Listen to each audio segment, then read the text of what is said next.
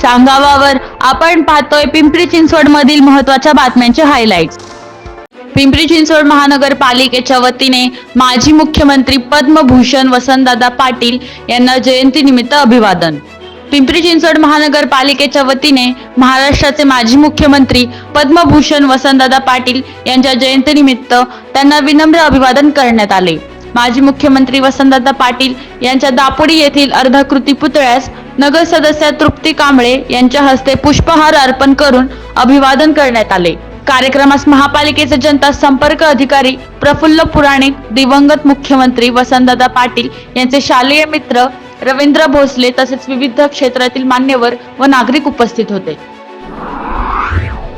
पिंपरी चिंचवड महानगरपालिकेच्या सेवेतून फेब्रुवारी 2026 अखेर अधिकारी कर्मचारी असे एकूण 26 जण सेवानिवृत्त अधिकारी कर्मचाऱ्यांशी जबाबदारीने काम करण्याची पद्धत, सेवाभाव व आठवणी कायम स्मरणात राहतील असे उपमहापौर शर्मिला बाबर यांचे वक्तव्य।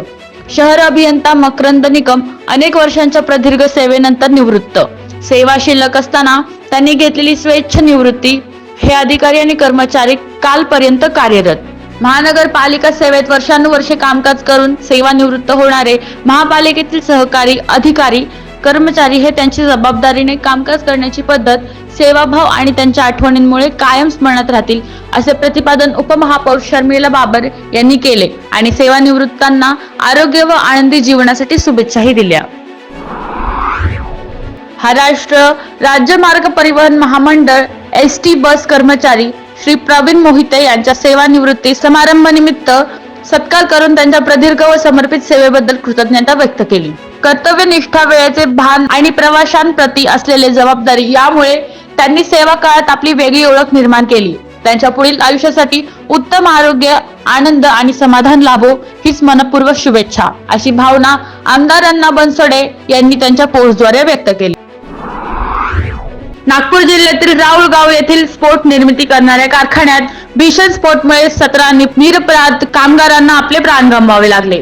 ही दुर्घटना अत्यंत धक्कादायक आणि वेदनादायी आहे। या घटनेमागील कारणांचा सखोल तपास होऊन संबंधितवर कठोर व तातडीची कारवाई झाली पाहिजे। औद्योगिक सुरक्षेच्या नियमांची काटेकोर अंमलबजावणी करून प्रभावी उपाययोजना राबविणे गरजेचे आहे असे आमदार महेश लांडगे यांचे वक्तव्य।